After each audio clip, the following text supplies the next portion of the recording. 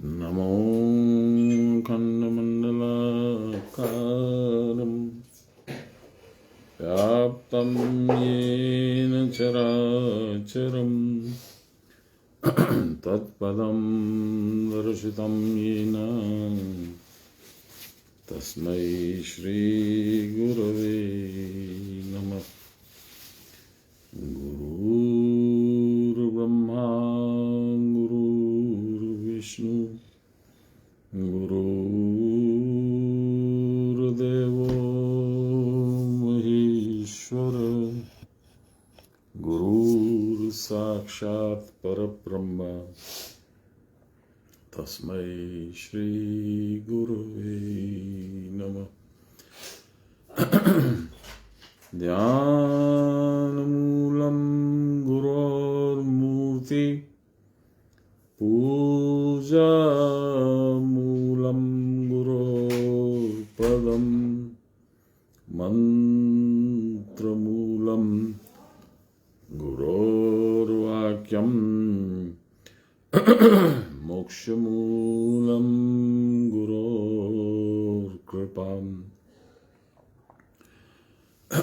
ब्रह्मानन्दं परमसुखदं केवलं ज्ञानमूर्तिं द्वन्द्वातीतं गगनसदृशं तत्त्वमस्यादिलक्ष्यम् एकं नित्यं विमलमचलं सर्वदा साक्षिभूतं भावातीतं त्रिगुणरहितं सद्गुरुं तं नमामि सद्गुरुं तं स्मरामि सद्गुरुं तं भजामि।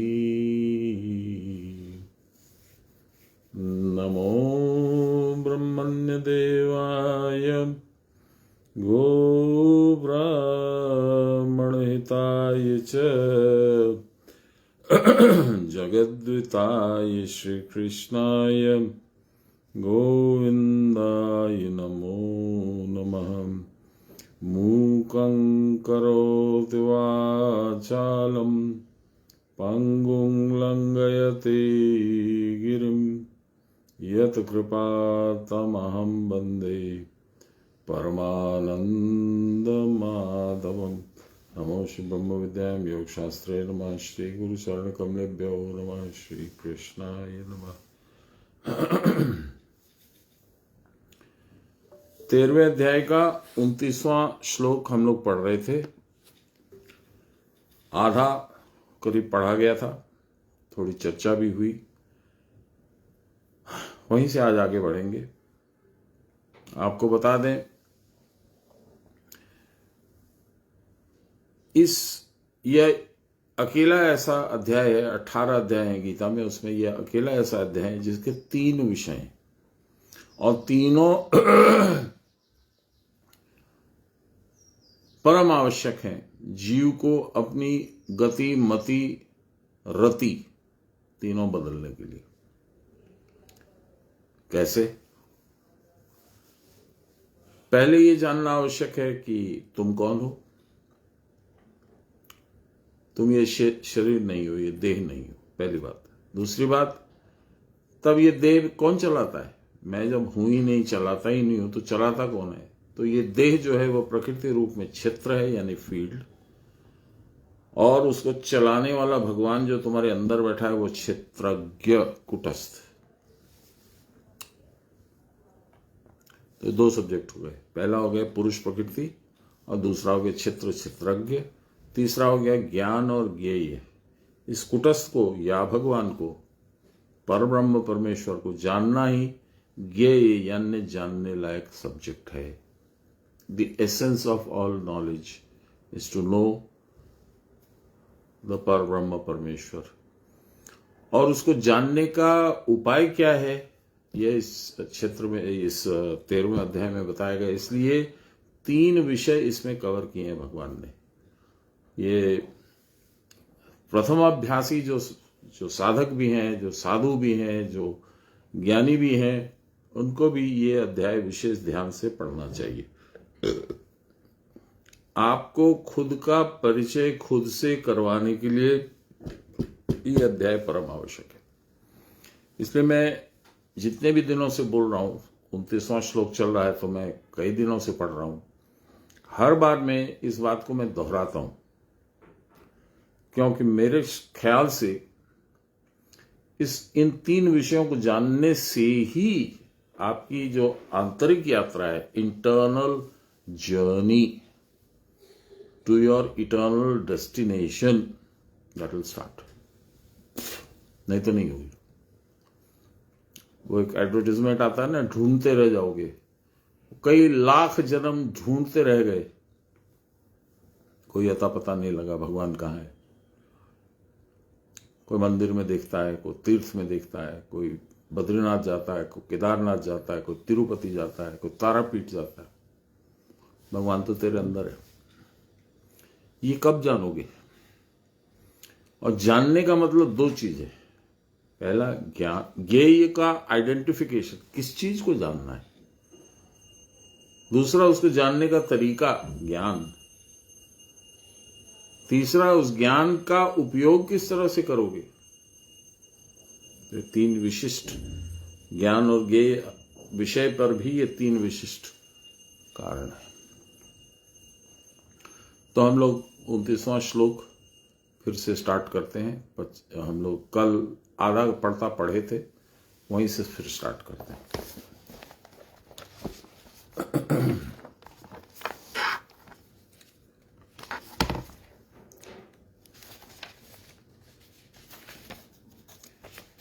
देखिए, एक बहुत बड़ा भ्रम हर प्राणी के बीच में है, माथे में है, हृदय में है। वो उसको धारण करके ही अपनी जिंदगी जीता है कि वही करने वाला है, वही सब कुछ करता है।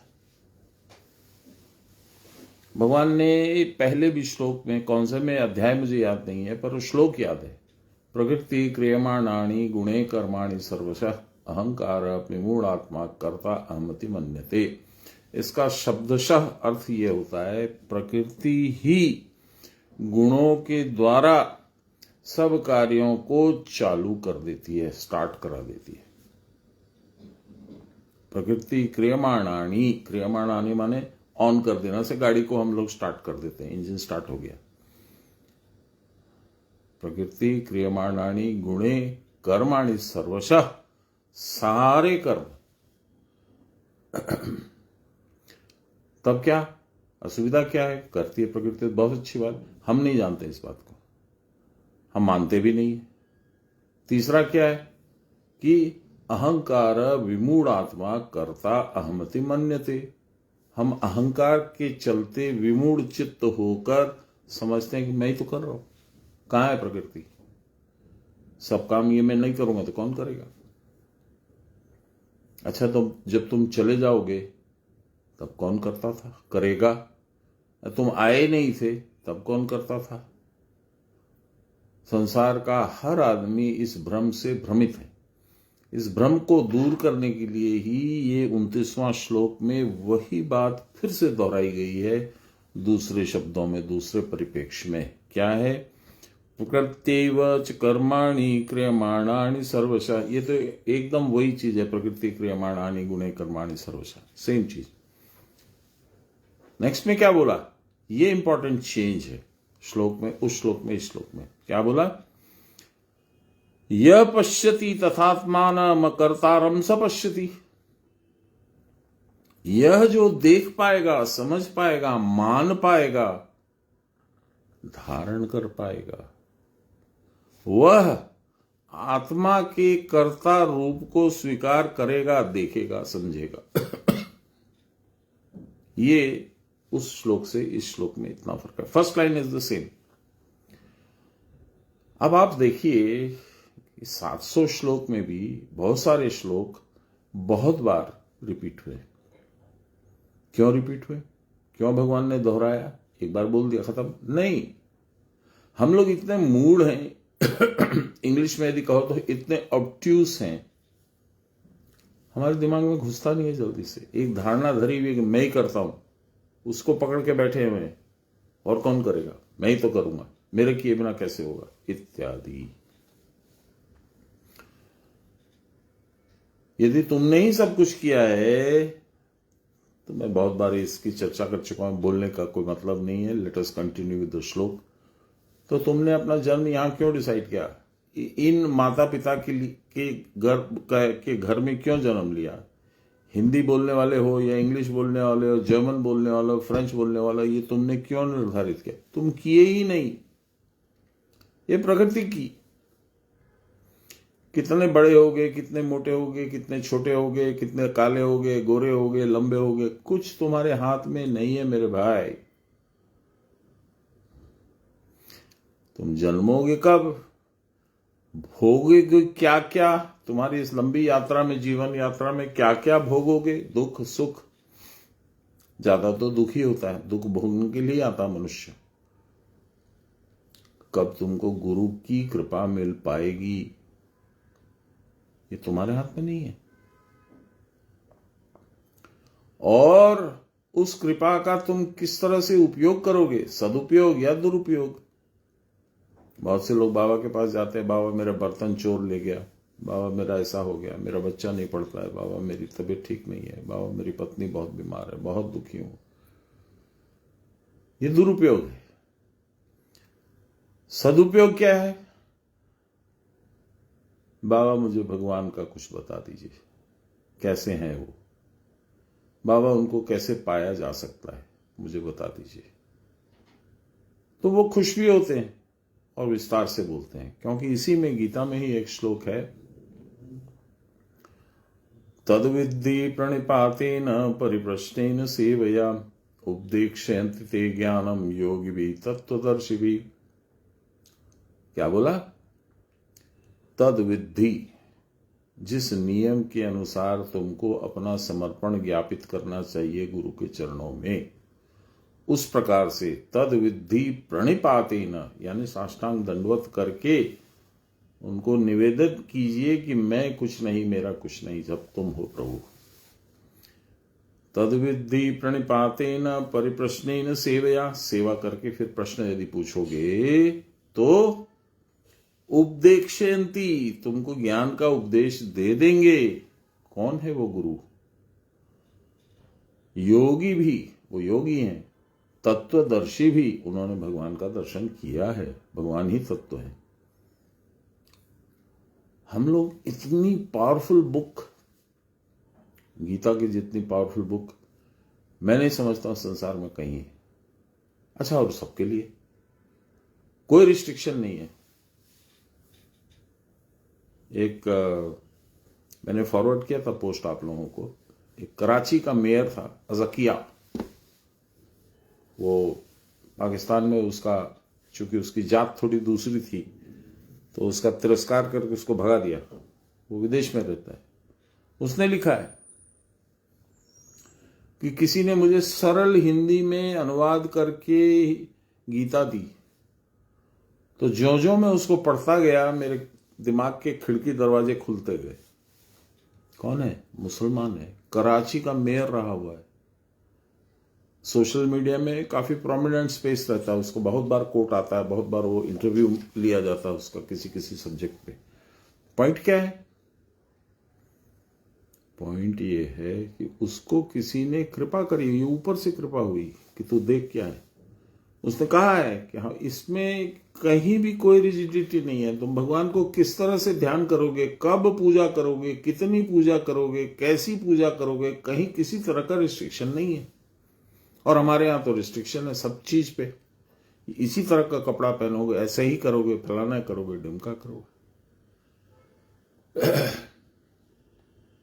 अनावश्यक वस्तुओं पे विशेष ध्यान देते हैं और आवश्यक वस्तु पे हम लोग ध्यान न देते हैं, न जानते हैं। इस गीता के इस अध्याय में विशेष करके पहले और दूसरे अध्याय का फॉलोअप है। क्या? सान्याल महाशय ने द्वितीय अध्याय के 11वें श्लोक में जो श्लोक कहा है, उसको उन्होंने अपनी व्याख्या में, शुरू में जो गीता की व्याख्या उन्होंने लिखी, इंट्रोडक्शन कहिए, भूमिका कहिए, उसमें उन्होंने लिखा है अशोच्यान्व शोचस्तु प्रज्ञावादांश भाससे गतासूनश्च अगतासूनश्च नानुशोचन्ति पंडिता। अर्जुन से कहा है, अर्जुन माने आप और मैं, वो होगा पांडवों का बहुत बड़ा तीरंदाज होगा, सब कुछ होगा, लेकिन ये बात आपके और मेरे लिए चिरकाल के लिए जितने भी लोग आएंगे हम लोग सबके लिए कही गई है। अर्जुन उपलक्ष्य क्या कहा? अशोच्यानन्व शोचस्तु, जो सोचने लायक चिंता करने लायक वस्तु नहीं है उसका तो तू चिंतन कर पाए। प्रज्ञावादांश भाष से, और बहुत बड़े ज्ञानी प्राज्ञ पुरुष के जैसे तू बोलता है। जो वास्तविक पंडित है, ज्ञानी है, प्राज्ञ पुरुष है, वह गई भी बीती भी बातों का कोई अनुशोचना नहीं करता है, आने वाली बातों के बारे में भी चिंता नहीं करता है। ये गीता का बीज है। बीज का मतलब गीता का बीज, यस, गीता का बीज। इसी से गीता का महान कल्प वृक्ष प्रकट हुआ है।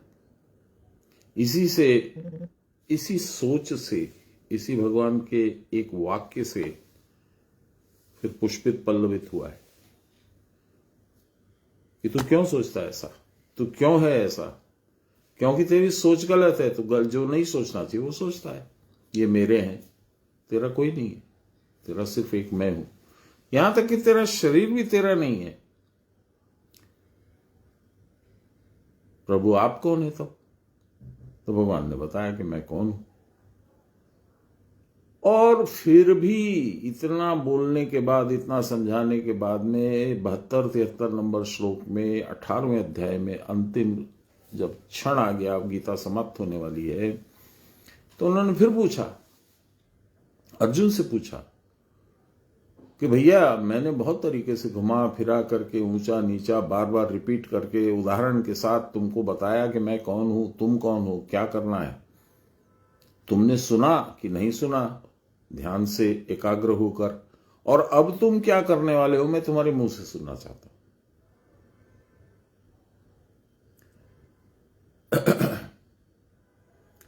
तब अर्जुन ने 73 नंबर श्लोक में, 72 नंबर में भगवान का प्रश्न है, 73 नंबर में अर्जुन का उत्तर है, हे प्रभु मैंने एकाग्र होकर सुना, आपकी सारी बातें सुनी, समझी भी, और अब मैं संशय रहित, विदाउट एनी डाउट मैं खड़ा हूं। स्थितोस्मि गत संदेह त्वत् प्रसादान मयुच्यत। हे अच्युत, अपनी जगह से कभी भी हिलने नहीं वाले, हे भगवान आपकी बातों को मैंने ध्यान से सुना है, ग्रहण भी किया है। स्थितोस्मि गत संदेह, गत संदेह नो संदेह, no doubt in my mind. त्वत् प्रसादान मयुच्यत, आपके प्रसाद की वजह से, आपके कृपा वशत की वजह से, आपके कृपा उपदेश की वजह से मेरे मन के जितने भी संदेह थे, संशय थे, सब धुल गए, चले गए, अब कुछ नहीं है। करिष्ये तव वचन, आपको जो, आपने जो वाणी बोली है, जो उपदेश मुझे दिया है, जो मार्ग आपने दिखाया है, उसी के अनुरूप उस मार्ग का अनुसरण करते हुए मैं आपके पास पहुंचूंगा। यही तो है जीवन। आप समझिए गीता क्या चाहती है, भगवान क्या चाहते हैं, और गीता के उपदेश को आप तक पहुंचाने वाले क्या चाहते हैं। Starting with Lahiri Mahasaya, then Sanyal Baba, then my Gurudev, क्या चाहते हैं। এই জিতেন, হ্যাঁ বাবা তোর সঙ্গে কাজ আছে। হ্যাঁ বলুন বাবা। আমাকে না তুই এক কাজ কর, আমাকে খচিয়ে সব কথাগুলো কেড়ে নাক আর রেকর্ড করে নে, পরে काजे আসবে। तो मैं बहुत दिनों तक टेप रिकॉर्डर लेकर के, और उनके जब भी जाता था उनके पास एक छोटा टेप रिकॉर्डर पॉकेट में डाल के ले जाता था, और 2 टेप एक्स्ट्रा लेके जाता था। पता नहीं अब वो कहाँ है, पर वो यहां रिकॉर्ड हो गई। वो भी देख रहे थे कि ये टेपों में उलझ जाएगा, खोज नहीं पाएगा, कौन सी चीज कहां है इसको नहीं पता चलेगा, तो इसके दिमाग में टेप कर दो। उनकी कृपा है। क्यों? क्योंकि आपके जैसे गीता भक्त, गीता के बारे में प्रश्न जब आपका होगा तो शायद कुछ उत्तर मेरे मुंह से भगवान आपको दे देंगे। इसलिए इसमें मेरा कुछ नहीं है करने का। भगवान ने तो कह दिया कि प्रकृति करती है जो करती है, और प्रकृति वह करती है जो मैं चाहता हूं। मैं क्या चाहता हूं? सारे जगत का कल्याण।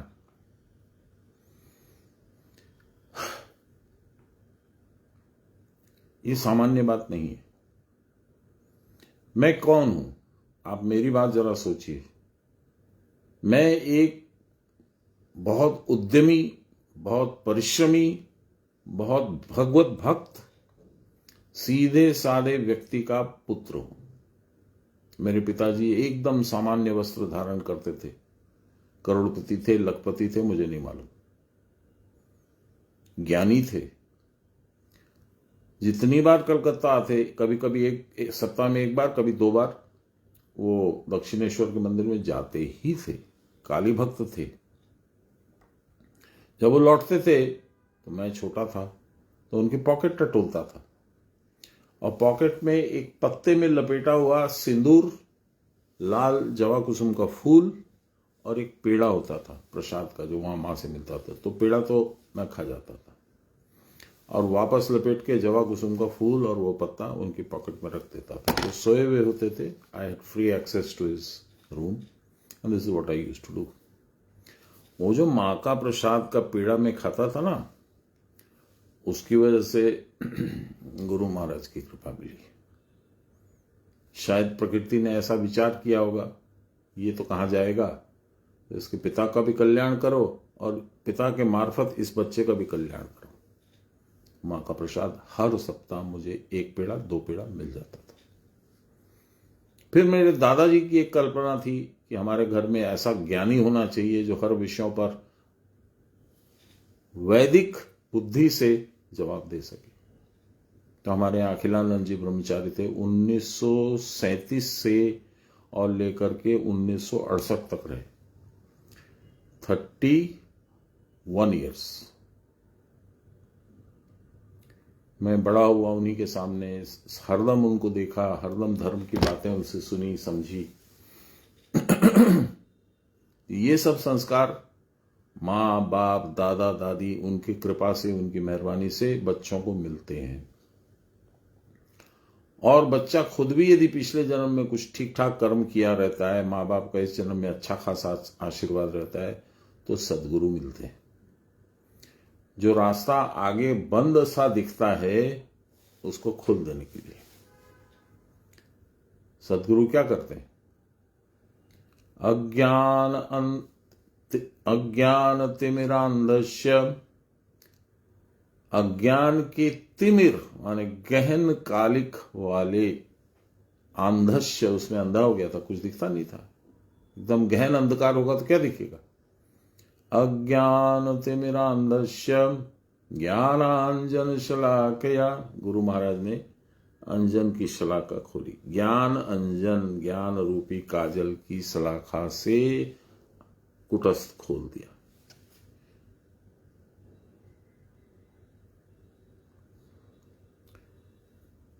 तो ये प्रक्रिया एक दिन की नहीं है, 1 साल की भी नहीं है, 1 जन्म की भी नहीं है। ये प्रक्रिया आपके किस जन्म में कब स्टार्ट हुई थी, ये आपको हमको नहीं पता है, गुरु महाराज को सब पता है। तो मैं आपसे ये गुजारिश रखता हूं, आई प्रे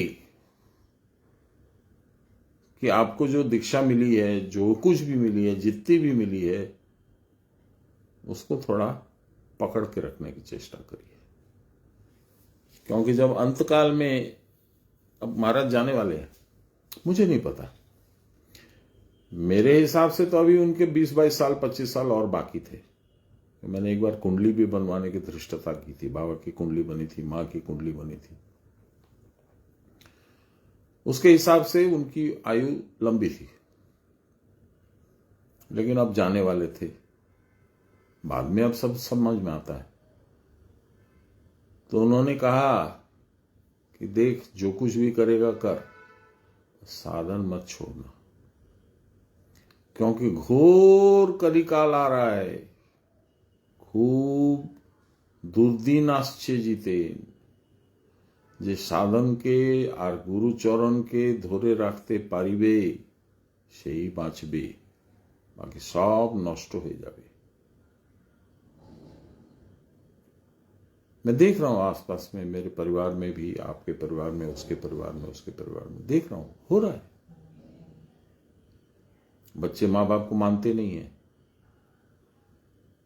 यदि माँ बाप ज्यादा बोलने लगे तो धक्का मार के निकाल देंगे बाहर। रांची में एक महिला का ऐसे हाल हुआ था। अभी मेरा पोता चला गया, क्या कसूर था उसका? उसको तो अच्छा कर्म बुरा कर्म करने की टाइम ही नहीं मिली। कुछ ना कुछ तो पिछले जन्म का है हिसाब किताब, क्या है मुझे नहीं पता। आप अपने जन्म का हिसाब किताब बंद कर दीजिए, कुछ मत कीजिए। जो कीजिए वो भगवत अर्पण कीजिए। ब्रह्मण्याध्याय कर्माणि संगम त्यक्त्वा करोति यः पापेन स लिम्पन्ते पद्मपत्रम एवाम्बसा। तो कर्म दोष नहीं लगेगा। कर्म दोष नहीं लगेगा तो अगले जन्म में क्लेश नहीं होगा, संताप नहीं होगा, दुख नहीं होगा। अब भगवान कह रहे हैं कि चूंकि प्रकृति ही सब कुछ करती है, तो तुम समझो प्रकृति कैसे करती है। 29 नंबर श्लोक, जहां से छोड़े थे वहां से हम लोग स्टार्ट करते हैं। ये 2 लाइन में पढ़ चुका था, फिर से पढ़ रहा हूं। वस्तुतः इन रियलिटी अचिंत्य शक्ति संपन्न, भगवान की शक्ति का कोई पारावार है? आप नाप सकते हैं, मेजर कर सकते हैं, समझ सकते हैं कितनी शक्ति है? बाबा बोलते थे, ऐसे ही याद आ जाता, बाबा का स्मरण भी नहीं करना पड़ता है, वो खुद आ जाते हैं। जेई भगवान गोटा पृथ्वी के शून्य भाष्य राखते पारे जितेन, से की ना पारे बोलो देखी। जो भगवान पूरी की पूरी पृथ्वी को शून्य में स्थापित करके रख सकते हैं, वो अपने रूट पे घूमती है और अपने धुरी पे घूमती है, लेकिन इधर उधर छिटकती नहीं है। कभी जाके सूर्य से टकरा गई, कभी बृहस्पति से टकरा गई, ऐसा तो नहीं है। जो उसका निर्धारित मार्ग है उसी में घूमती है बार बार बार बार, लाखों करोड़ों साल से। और ये किसकी इच्छा से, किसकी आज्ञा से, किसके नियम से हो रहा है? भगवान के। इसलिए फिर से सुनिए, जेई भगवान गोटा पृथ्वी के शून्य भाष्य रेखे दीते पारे, शून्य में स्थापित कर सकते हैं। शेकी ना पारे, वो ऐसी कौन सी चीज है जो नहीं कर सकते? इसका मतलब ये जो शब्द हैं भगवान सान्याल महाशय के, अचिंत्य शक्ति संपन्न, माने तुम्हारी मेरी कल्पना की, चिंता की, सोच की परिधि से बहुत बाहर उनकी शक्ति है, बहुत ज्यादा है। उनके नाना प्रकार के ऐश्वर्य और शक्तियां हैं, मेनी काइंड्स। उसमें एक जो सबसे प्रबल और सबसे क्या कहिएगा प्रस्तुत है, दिखती है, वह है प्राण शक्ति। उस ऐश्वर्य के कारण कभी उनको निर्गुण, कभी निरूपाधिक और कभी सगुण सोपाधिक रूप में देखते हैं। कभी हनुमान जी के रूप में दिखते हैं, कभी निर्गुण रूप में दिखते हैं। कभी देह नहीं है, कुछ नहीं है और उनकी आवाज सुनाई देती है, कभी सपने में आ जाते हैं। अतः दोनों की सत्यता अस्वीकृत नहीं की जा सकती। यानी सगुण रूप में भी भगवान है और निर्गुण रूप में भी भगवान है। ये हम लोगों ने कल पढ़ लिया था। भगवान को कोई विकल्प नहीं होता, वासना नहीं होती। He has no desire, is the मालिक, सब चीज को तो उन्हीं की है। तथापि जब उनको अपने आप को देखने की इच्छा होती है, आप सोचिए, आप लोनलीनेस फील करते हैं, पति भी नहीं है, पत्नी भी नहीं है, बच्चे भी नहीं है, वो भी नहीं है, वो भी नहीं, घर में अकेले हैं, महीना गुजर गया, अकेले ही हैं, तो आपको मन नहीं करता कोई आ जाए, मेरे साथ बैठे, बात करे, हम थोड़ा इंटरैक्ट करें। तो सोचिए, लाखों करोड़ों वर्ष से भगवान तो अकेले ही हैं, उनके साथ तो कोई नहीं है। इसलिए उन्होंने सृजन किया, एको हम बहुश्याम। मेरी मूर्तियां, मेरा रिफ्लेक्शंस, चूंकि और तो कुछ है नहीं, तो मेरा ही रिफ्लेक्शन अलग अलग प्राणियों में आएगा और उनके साथ में मैं इंटरैक्ट करूंगा। और काजी नजरुल इस्लाम का गीत भी मैंने कल बताया था आप लोगों को। खेलिछो ए विश्व लये विराट शिशु आनो मने खेलिछो प्रलय सृष्टि तब पुतुल खेला नीरजने प्रभु नीरजने खेलिछो। ये सुना है आपने, कई बार सुना है, मैंने भी सुनाया है। कॉन्टेक्स्ट में ये एकदम फिट बैठता है, इसलिए मैंने गाया। अपने आप को भगवान को देखने की इच्छा होती है, जैसे दर्पण में हम अपना मुंह देखते हैं, तब अपनी माया को प्रकट करके अपने आप को नाना रूपों में प्रकाशित करते हैं। और एक और अद्वितीय होने पर भी अपने को नाना रूपों में प्रकाशित करने का उनमें सामर्थ्य है। He has the capacity, he has the capability, he has the technique। यह सामर्थ्य ही उनकी शक्ति या माया है। माया से मिलकर ही वह अनेक हो जाते हैं। इसको सान्याल बाबा ने एक जगह डिस्क्राइब किया था, the emanation of infinity from the unity of one. अनंत का प्रकाश एक से, उस एक से ही अनंत प्रकाशित होता है, स्प्रेड करता है, और फिर वह अनंत यानी इंफिनिटी उन एक में ही सम्मिलित हो जाती है एट द टाइम ऑफ प्रलय। जैसे शिशु अपने प्रतिबिंब के साथ खेल करता है, उसी प्रकार वह भी अपने प्रतिबिंब के साथ खेलते हैं। तुम्हारे साथ, मेरे साथ, उसके साथ, उसके साथ, सबके साथ वो खेलते हैं। खेल खेलते समय भी वह स्वस्वरूप से कभी भी च्युत नहीं होते। ही स्टेज व्हाट ही इज। उनकी माया द्वारा सृष्ट ये खिलौने उनसे कोई पृथक वस्तु नहीं है, उन्हीं का अंश है।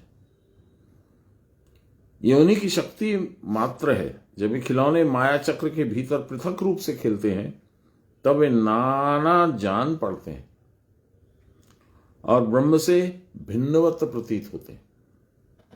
ये खिलौने जब माया का भेष धारण करके स्वकेंद्र में उपनीत होते हैं, तो जैसे जलबिंब जल में मिल जाता है, उसी प्रकार से ये ब्रह्मदेह में मिल जाते हैं। जीव बिंब इस अवस्था प्राप्ति को उसकी मुक्ति कहते हैं, उनमें मिल जाने को मुक्ति कहते हैं। यह माया कोई अन्य वस्तु नहीं है, उन्हीं की अपनी स्वशक्ति है। ऋषियों ने उस मूल केंद्र को पिता और उसकी अचिंत्य शक्ति को, जो जगत की उत्पत्ति का हेतु है, विश्व जननी कहकर संबोधन किया। ऋषियों के एक संप्रदाय ने निर्गुण ब्रह्म भाव को छोड़कर इस ब्रह्म शक्ति के सगुण भाव की पूजा की है और उसको इस विश्व की आदि जननी कहकर उसका परमेश्वरी रूप में चिंतन कर अपने आप को कृतकृत्य बनाया। मैंने एक प्रश्न किया था बाबा से, बाबा गीता में 700, कोई बोलता है 701 श्लोक है, आपको सबसे बढ़िया कौन सा लगता है? बोले একটা বড় পাত্র আছে জিতেন, তার মধ্যে পায়েস রাখা আছে,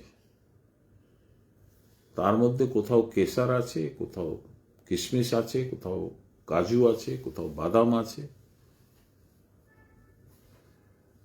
কোনটা ভালো বলবো, কোনটা মন্দ বলবো? ভগবতবাণী समस्तटाई भालो। मैं क्यों बोल रहा हूं? क्योंकि ऋषियों का एक संप्रदाय वैष्णव संप्रदाय होता है, एक शैव संप्रदाय होता है, कोई कुछ मानता है, कोई कुछ मानता है, वो सारे तो भगवान के ही रूप हैं। तो जिसको बादाम अच्छी लगती है वो बादाम खाता है, जिसको काजू अच्छी लगती है पायस काजू के साथ खाता है, जिसको किशमिश अच्छी लगती है वो किशमिश के साथ खाता है। Where is the difference?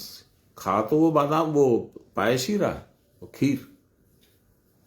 इसलिए मैंने बोला ये उदाहरण। यह भी बड़ा सुंदर भाव है। मां मानो नाना रूपों में सज कर कभी विश्व रूप में, कभी जीव रूप में, कभी जीव की मोक्षदात्री के रूप में आत्मा प्रकाश कर रही है। देवता, जीव आदि सभी उसके खेल से मुग्ध होकर उसी की ओर अनिमेष दृष्टि से देख रहे हैं।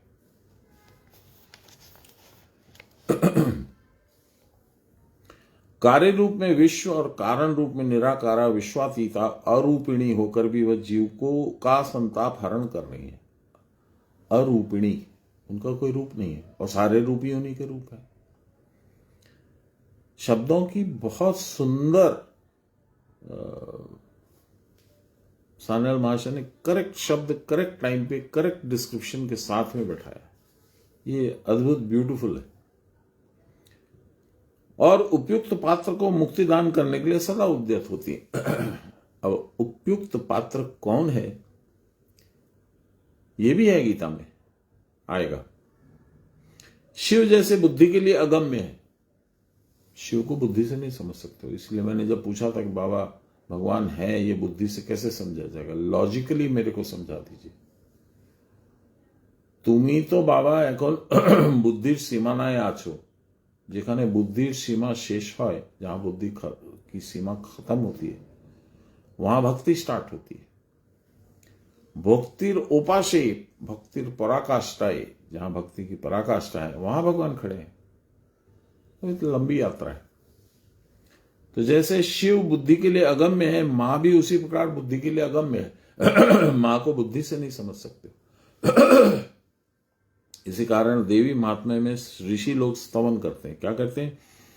हेतु समस्त जगताम त्रिगुणापि दोषेर्न ज्ञायसे हरिहरादिभिरप्य पारम सर्वाश्रयाखिलमिदं जगदंशभूतम अव्याकृता हि परमा प्रकृतिस्त्वमाद्यम। बाबा का एक्सप्लेनेशन पढ़ता हूं मैं, अपनी दिमाग नहीं लगाता हूं। हे देवी, दुर्गा जी का के लिए लिखा हुआ ये चंडी का श्लोक है। हेतु समस्त जगताम, सारे जगत के प्रकट होने में, बनने में, चलने में तुम ही हेतु हो। You are the reason. त्रिगुणापि दोषे न ज्ञायसे हरिहरादि पर। ये सुनते हैं बाबा क्या बोलते हैं, मैं अपना दिमाग नहीं लगाता हूं। तो समस्त जगत के मूल कारण हो। तुम त्रिगुणमयी हो, इसी कारण रजोगुण से जगत की सृष्टि करती हो, सत्वगुण से जगत का पालन और तमोगुण से जगत का संहार करती हो। सृष्टि, स्थिति और प्रलय का तुम ही एकमात्र कारण हो। जगत की सारी वस्तुएं तुम्हारा ही प्रकाश है, फिर भी तुम राग द्वेष आदि दोषों से युक्त जीवों को ज्ञेय नहीं हो। वो नहीं जान पाते तुमको, जबकि तुम इतना कुछ कर रही हो। हरिहर आदि भी तुमको जान नहीं सकते। तुम अंतरहित हो, तुम सबकी आश्रय रूपा सर्वव्यापिनी हो, सब जगह व्याप्त हो। जैसे भगवान सब जगह है, वैसे तुम भी सब जगह हो, क्योंकि भगवान के साथ ही साथ हो तुम। अतः यह अखिल ब्रह्मांड तुम्हारा एक अंश मात्र है। प्रकृति पृथक पृथक दृश्य वस्तु रूप में अविच्छिन्न होने पर भी तुम षड विकार शून्य आद्या प्रकृति हो। अच्छे अच्छे पंडित लोग नहीं इसकी व्याख्या इतनी सुंदर कर सकते। मैं इस श्लोक को आज 28-30 साल से पढ़ रहा हूं, बाबा के टाइम से पढ़ रहा हूं। Beautiful and so simple and so logical. Aside from being beautiful, it is completely logical. अतएव जगत में जो कुछ कार्य हो रहा है वह सब प्रकृति कर रही है।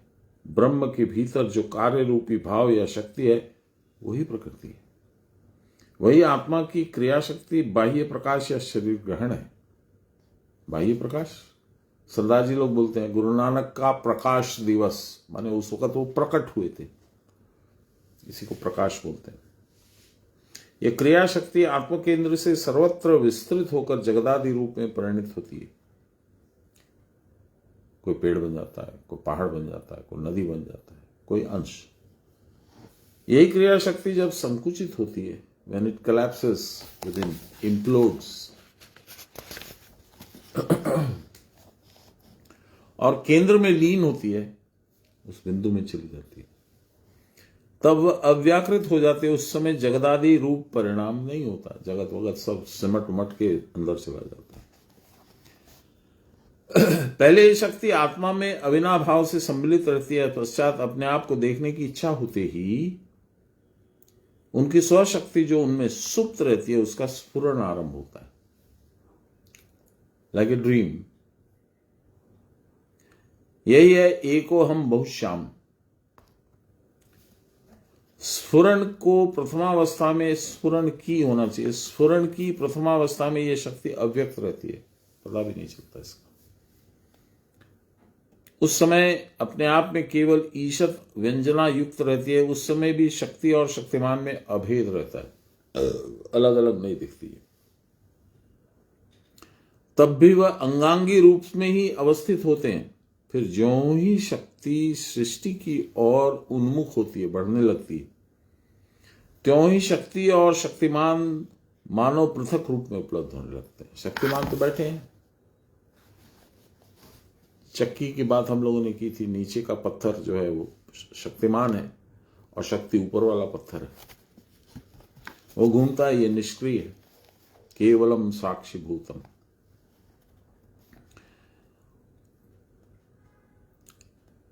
इस अवस्था में कुछ पृथक भाव के प्रकाशित होने पर भी परस्पर विच्छिन्न नहीं होते, अलग अलग नहीं होते, थोड़ा पार्थक्य महसूस होता है। इसी कारण चित्त जितना ही शक्ति प्रकाश रूप में पृथक होता है, उतना ही शक्ति के भीतर चित्ताभास रूप में वह अपने आप को प्रकट करता है, पुरुष। बाहरी दृष्टि से जितना ही शक्ति को देहादि स्थूल रूप में परिणित देखा जाता है, उतना ही उन सारे स्थूल रूपों में चैतन्य बिंब प्रज्वलित होता है। इसको जरा समझने की चेष्टा कीजिए तो आनंद आएगा। खाली हम लोग मैं बोल जाऊंगा, पढ़ जाऊंगा, आप सुन लेंगे, ध्यान भी नहीं देंगे, कंसंट्रेशन नहीं करेंगे, मजा नहीं आएगा। मैं इस लाइन को फिर से पढ़ता हूं। इस अवस्था में कुछ पृथक भाव में प्रकाशित होने पर भी लगता है कि शक्ति ये काम कर रही है, भगवान तो कुछ नहीं कर रहे हैं, ये पृथक भाव हो गया। परस्पर विच्छिन्न नहीं होते, अलग अलग नहीं होते, एक साथ ही है। इसी कारण चित्त में जितना ही शक्ति का रूप में पृथक होता है, जितनी ही चित्त में शक्ति का प्रकाश होता है, उतना ही शक्ति के भीतर चिदाभास रूप में वह अपने को प्रकट करते हैं। इसीलिए जितनी आप शक्ति लगा करके शक्ति से लड़ेंगे, प्रकृति से लड़ेंगे, जो कि चंडी में लिखा है, यो माम जयति संग्राम है, यो मे दर्पम व्यपोहति, यो मे प्रतिबलो लोके समय भर्ता भविष्यति, वैसा यदि आप कर सकेंगे तो कुटस्थक दिखेगा। पहले आप शरीर को पीछे छोड़ जाओगे, प्रकृति पीछे छूट गई, आप पुरुष के साथ एक हो गए। बाहरी दृष्टि से जितना ही शक्ति को देहादि स्थूल रूप में परिणित देखा जाता है, उतना ही उन सारे स्थूल रूपों में चैतन्य बिंब प्रज्वलित होता है, भगवान का प्रकाश दिखता है। इस प्रकार पहले प्राण शक्ति रूप में, बाद में मन इंद्रिय देहादि रूप में, वह सूक्ष्म से सूक्ष्म आत्मा शक्ति मानो स्थूल से स्थूलतर रूप धारण करती रहती है। भाप जैसे जल बनता है, जल जमकर बर्फ बनता है, उसी प्रकार मन इंद्रियां देह रूप में सूक्ष्म प्राण शक्ति व्यक्त होती है। आत्मा जब प्राण रूप में व्यक्त होता है तब उस प्राण को प्रकृति कहते हैं। इस लाइन को फिर से पढ़ता हूं। आत्मा जब प्राण रूप में व्यक्त होता है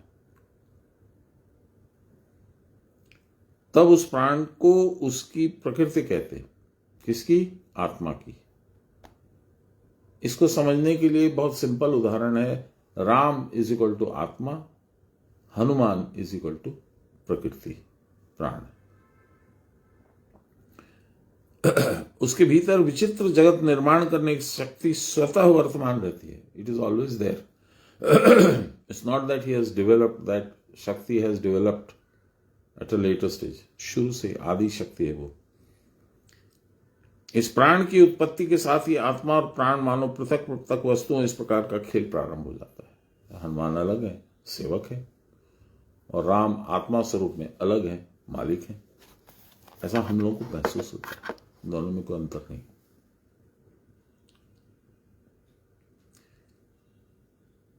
इस खेल को माया का खेल कहते हैं। इससे नाना प्रकार के विचित्र भावों का स्फुरण होने लगता है। प्राण शक्ति के साथ आत्मा का नित्य निर्गुण भाव सतत सम्मिलित रहता है। एक प्रबल आकर्षण उसमें दृष्टिगोचर होता है। यही प्राण का कंपन या प्राण तरंग का उच्छ्वास है। फलस्वरूप माया उपहित चैतन्य अहम को मन रूप में बाहरी व्यापार में लिप्त होते देखा गया। यहीं से आप बन गए, मैं बन गया। पुरुष और शक्ति को हम लोग छोड़ गए। यहीं से हम लोग रास्ता भूल गए, रास्ता भटक गए। इसलिए इसको फिर से पढ़ता हूं। यही प्राण का कंपन या प्राण तरंग का उच्छ्वास है, जब श्वास चलने लगा। फलस्वरूप माया उपहित चैतन्य, माया के द्वारा कवर किया गया जो चैतन्य था, यानी पुरुष था, यानी भगवान स्वयं थे, वह मन रूप में बाहरी व्यापार में लिप्त होता देखा जाता है।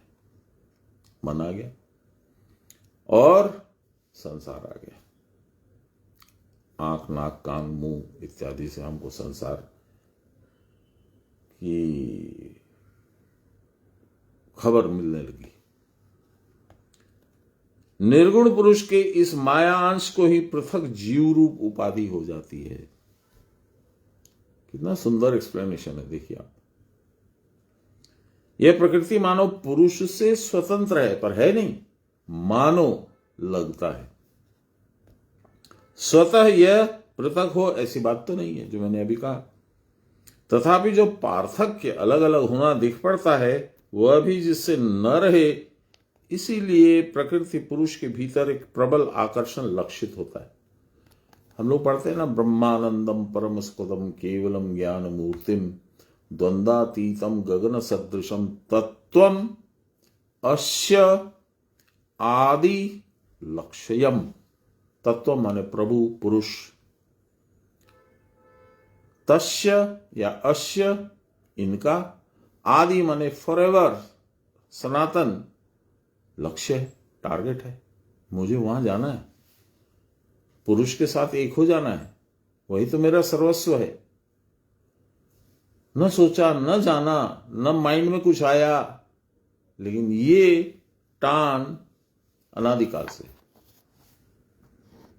जब से पुरुष और प्रकृति है, तब से जीव है, तब से यह टान भी है। उस आकर्षण का वेग ही जीव को परमात्मा के साथ मिलने के लिए त्वरान्वित करता है। Forces him to go and search for his maker. एक बहुत सुंदर स्टार ट्रेक का सीरीज आया था। आई डोंट नो, जिसने जो साइंस फिक्शन में इंटरेस्टेड है उनको मालूम होगा, किसी को नहीं भी मालूम है तो मैं बता देता हूं। ये कल्पना है। स्टार ट्रेक में समझो आप 1000 साल in the future there is a spaceship, एक अंतरिक्ष यान बनाया जाता है, मनुष्य बना रहता है। वह जैसे अभी साउंड की स्पीड से 3 गुना, 4 गुना, 5 गुना तक की मिसाइल बन गई है। 1000 साल के बाद में स्पीड की लाइट की स्पीड से 3 गुना, 4 गुना, 5 गुना बढ़ता है, एक्स्ट्रा उस स्पीड से ट्रेवल करता है। तो वो गहन स्पेस में भी चला जाता है, बहुत कुछ करता है, उसमें बहुत कुछ है। तो हम लोग जैसे स्पीड ऑफ साउंड को बोलते हैं 1 मैक।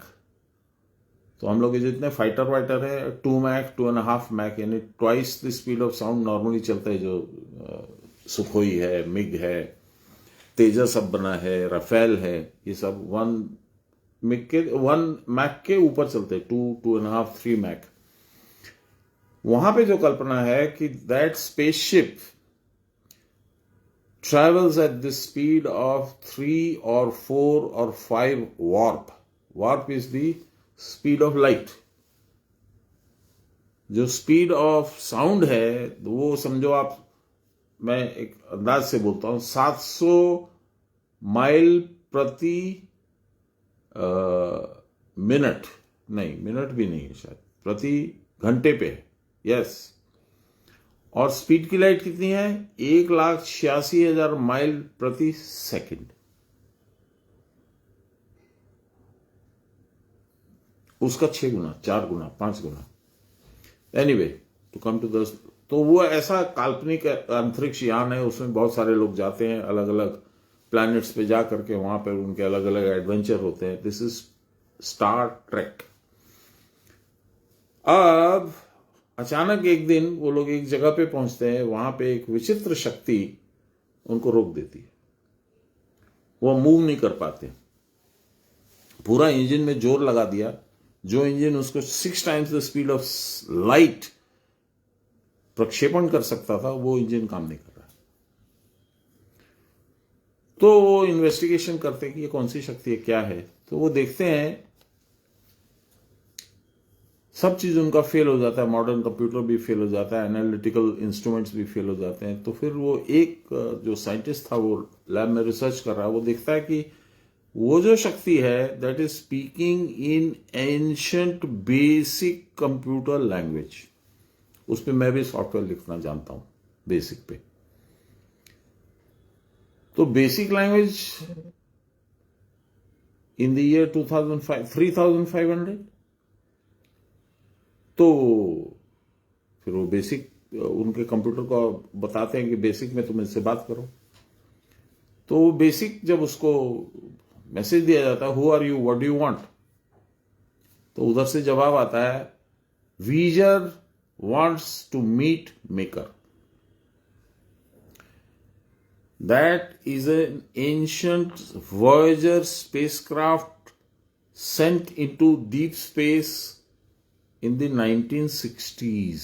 वॉयेजर 1, वॉयेजर 2, वॉयेजर 3 ऐसे करके निकला था। This is Voyager 6। उसमें VOY मिट गया तो वीजर हो गया, VGER6, इसलिए वो अपने आप को वीजर बोलता है। And it is going towards अर्थ। तो इनको इंस्ट्रक्शन मिलता है कि अरे भाई ये कोई शक्ति आ रही है, जवाब भी नहीं दे रही है, बता भी नहीं लग रही है, हम लोग को पता नहीं लग रहा है कौन है, देखो उसको इन्वेस्टिगेट करो। वहीं पे वो लोग जाके फंस जाते हैं। तब वो बेसिक लैंग्वेज में ट्रांसमिशन करके उसको बताया जाता है कि और हम लोग तुमको ले चलेंगे तुम्हारे वीजर उसके पास, मेकर के पास। बिकॉज उसका जो सेंट्रल कंप्यूटर रहता है वेरी एंशिएंट, 1960s का। अब तो हम लोग डेस्कटॉप भी उससे ज्यादा पावरफुल है। उसमें वो प्रोग्राम है कि जब तुम घूम घाम के सब चीज देख लोगी तो वापस आओगी हमारे यहां स्पेस क्राफ्ट को, वो कंप्यूटर में सॉफ्टवेयर डाला हुआ है। तो it is going back to meet its maker. ये स्पेसक्राफ्ट में नहीं, आप में, मेरे में, इनमें, उनमें, सब में ये सॉफ्टवेयर डाला हुआ है। जब तुम संसार भोग लोगे, त्रस्त हो जाओगे, दुखी हो जाओगे, तो go and meet your maker. इसीलिए वो जो लाइन है, तत्वम अस्य आदि लक्ष्यम, ये मेरा आदि means right at the very beginning लक्ष्य था। मैं जीव बन के संसार भोगने के लिए नीचे उतर गया, उनको छोड़ आया। Now I have to go back. कल्पना जगत है पर कितना सुंदर है, देखो आप। वह जब अपने केंद्र मुख्य प्राण के साथ मिलने के लिए वेग युक्त होता है, तब प्राण के परिणाम देह, इंद्रिय और मन आदि समस्त केंद्रमुखी हो जाते हैं। They all help. क्रमशः सर्वत्र अवस्थित प्राण शक्ति सिमट कर स्वकेंद्र में सम्मिलित हो जाती है। इसी को कहा गया है, देखिए क्या बोलूं मैं, इतनी सुंदर सुंदर बातें याद आती हैं। बाबा ने बताया था, ओई जे महाशून्नो आकाश, ओई खाने मोर घर, वहीं पे मेरा घर है। सुनी लीजिए। ओई जे महाशून्नो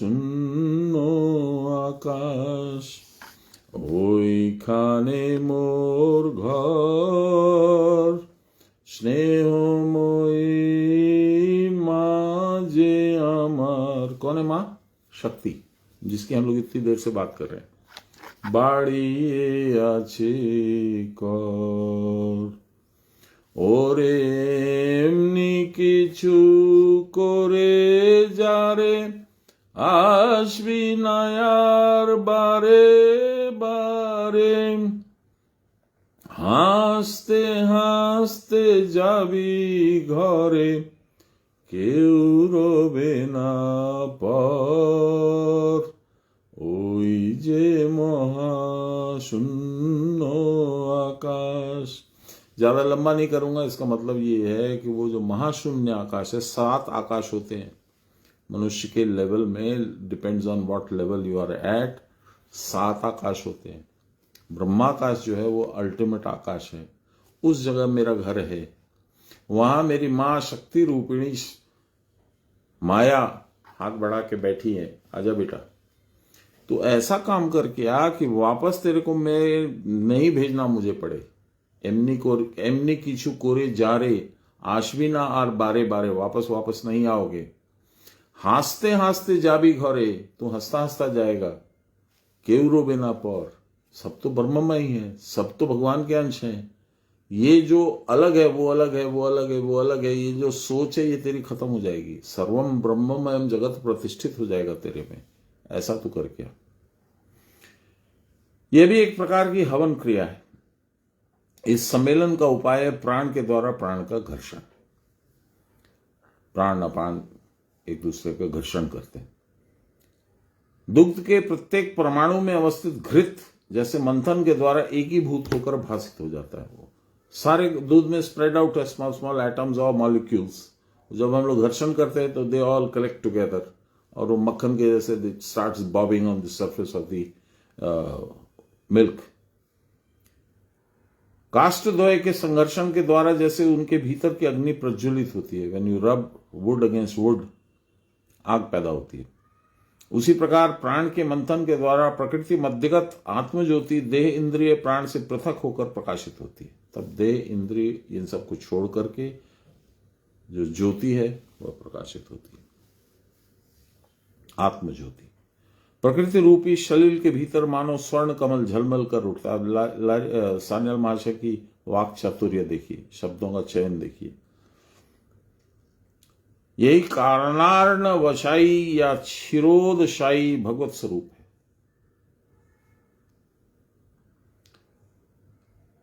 यही प्रकृति मध्यगत पुरुष या राधा वक्ष बिहारी श्री कृष्ण चैतन्य है। जड़ चेतन रूप प्रकृति पुरुष का यही युगल भाव, संबंध भाव है। मैं बस 10 लाइन और है, खत्म करता हूं, फिर इंग्लिश में चलेंगे हम लोग। पश्चात इस युगल भाव का युग्म बोध भी लुप्त हो जाएगा। ये दो हैं, ये भाव भी खत्म हो जाएगा। They are one. जैसे आप और आपकी शक्ति, जो कुछ भी शक्ति है वो एक ही है, उसको अलग अलग नहीं देखते हम। सब एक अखंडाकार महाभाव या परावस्था रूप वर्तमान रहता है। चराचर ब्रह्मांड तथा अपना व्यक्तित्व सभी एक के साथ मिलकर एक हो जाते हैं। सदैव आसीत जो एक मेवा द्वितीयम, पहले वर्तमान था, पीछे भी नानात्व के सारे विचित्र भाव एक जगह इकट्ठे होकर के एक बन जाते हैं, अद्वितीय हो जाते हैं। बीच में जो नानात्व रहता है वह माया का खेल मात्र है, यथार्थ नानात्व तो है ही नहीं। It is all a stage act. यही इस पुनर्मिलन का नाम ही है समता। यह समाधि भाव गम्य है। अभी मैं कितना भी बोलूंगा, खुद को भी नहीं समझ में आएगा तो आपको मैं क्या समझाऊंगा। जिन्होंने इस प्रकार की समता प्राप्त कर ली है, देहांत के बाद उन साधक केंद्रों को फिर स्थूल देह उत्पन्न नहीं होती। They are not born. क्योंकि जिस सूक्ष्म शरीर का अवलंबन करके स्थूल शरीर की रचना होती है, ज्ञान प्राप्ति के बाद वह सूक्ष्म शरीर भी स्थूल देह के पतन के साथ सदा के लिए निर्वापित हो जाता है। जब तक उनका स्थूल शरीर रहता है तब तक प्रकृति उनकी सब प्रकार से परिचर्या करती है। उनका अभिमान विलीन हो जाने पर प्रकृति के कार्य सुख दुख आदि में उनको आसक्ति बोध नहीं होता। अतएव वे सब आत्ममग्न पुरुष सदा ब्राह्मी स्थिति में वर्तमान रहते हैं। अहंकार शून्यता के कारण प्रकृति के कार्य में उनका कृतार्थ बोध, कृतत्व बोध सदा के लिए अंतरित हो जाता है। भाई मेरे को अहंकार है तो मैं क्या बोलता हूं, मैंने किया, मैंने फैक्ट्री लगाई, मैंने इतना कमा के दिया, मैं घर में इतना रुपया लाता था, मेरा बहुत मान था, लोग मुझे जानते थे। प्रकृति ने अपनी शक्ति से सारा काम करवाया, तू तो खाली निमित्त था। वो एक कहानी है पुरानी, आप लोग को याद होगी।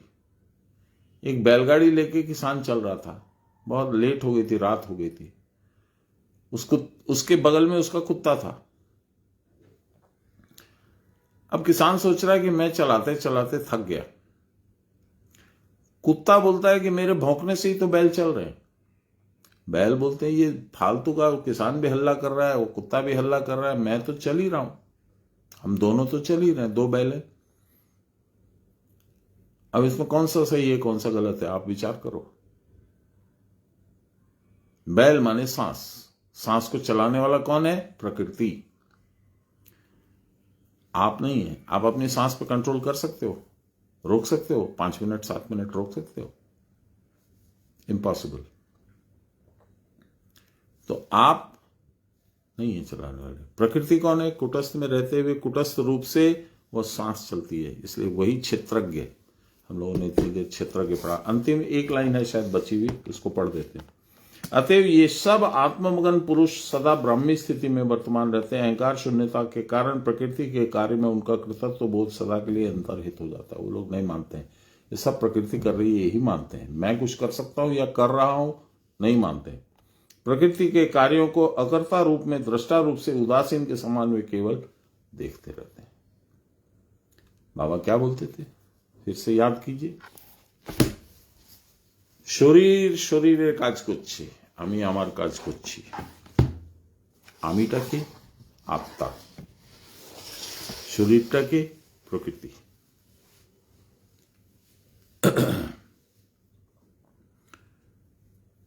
অজ্ঞানতিমিরান্ধস্য জ্ঞানাঞ্জনশলাকয়া চক্ষুरुन्मीलितं येन तस्मै श्री गुरवे नमः। संसार वृक्षमारूढ़ा पतन्ति नरकार्णवे येन धृतमिदं विश्वं तस्मै श्री गुरवे नमः। अब हम लोग विभूति योग में आ गए। We are in the Kriya Yogi Spiritual Gita chapter 10. We are in Vibhuti Yoga, the various extraordinary facets of divinity. Bhagwan कैसे? He has created the entire world. He has created the entire creation, not just this world, not just this earth. The solar system, the Milky Way, the other galaxies, other solar systems far away from us, all of them have been created by him. Right? Now, what is the purpose of this creation? Most of the rishis, the sages and the hermits have asked this question of themselves and they have not got an answer. Nobody really knows why it happens. Nobody knows. So then, Arjun wants to know, who are you really? I want to know you. So then, in this chapter 10, the Lord is giving him examples of the best things available in nature in the visible world. He is basically himself invisible. So it is a comparison. It is not the correct comparison. Which is why Vibhuti Yoga, while informing him, giving him a lot of extra knowledge, is not complete in itself. So at the end of the Vibhuti Yoga, when he finishes chapter 10, then Arjun says, I am still not satisfied. If you feel that I am qualified, or if you feel that I am capable of understanding you in your real, body, kindly show it to me. He is not happy with the spoken word. He wants the visible picture of the Lord. That is why we have in the 11th chapter the Virat Roop Darshan Yoga. We understand the enormity of the Lord in the chapter 11, the next one. Here, yesterday we discussed in shlok number 28, Ayudhanam Vajram Dhenunasmit Kamadhuk Prajanas Chasmi Kandarpa Sarpanam Vasuki. Among the serpents, I am Vasuki Nag, Pran. That is why that snake which is around the neck of Shivji is Vasuki. There is a symbolic meaning to that. Prajanas Chasmi Kandarpa, for the creation of the society, for the perpetuation of the society, I am lust. Without lust, the female and the male will not meet in any species. So I am Kamdev, lust. And I am Dhenu, Kamadhenu. Here it is lust. In this Kamadhenu, it is desire for worldly goods. I want food, I want shelter, I want clothes, I want money, I want a vehicle, blah, blah, blah. So Kamdhenu is the one that provides these. Kamdhenu is his roop, his manifestation. And he says, amongst the weapons, I am Vajra. See, Vajra is used for Vajranga Bali. Vajra Anga Bali. Hanumanji. Hanumanji is Pran. And yet we say he is Vajrang. Vajra Ang. Ang means limbs. Limbs solid, unbreakable. Like Vajra, the instrument. What are these limbs?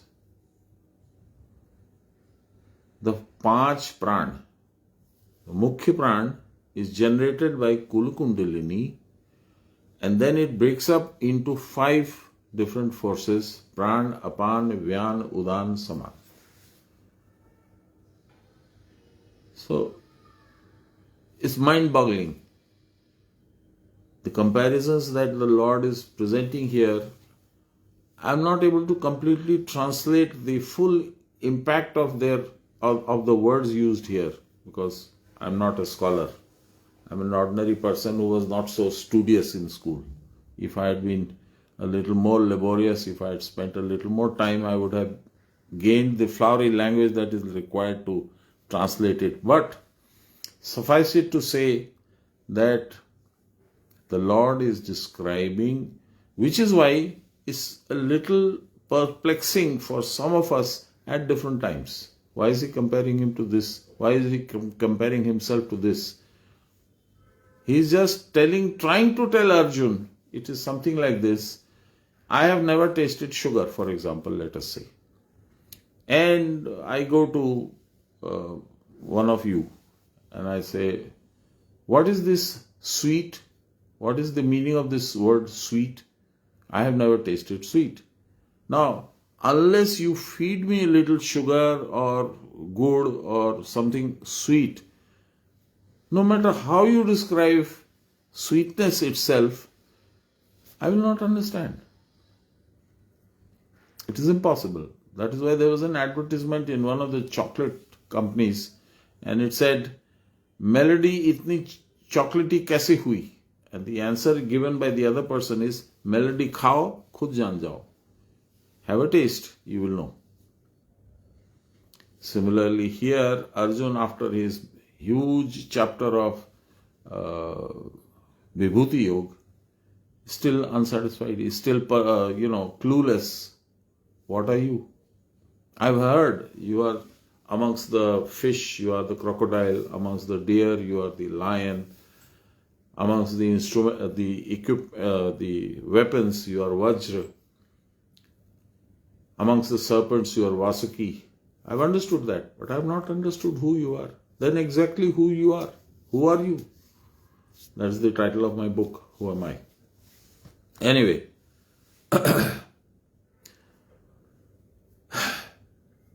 there are two snakes which are associated with two gods, forms of gods. Shiv is Vasuki Nag in his neck.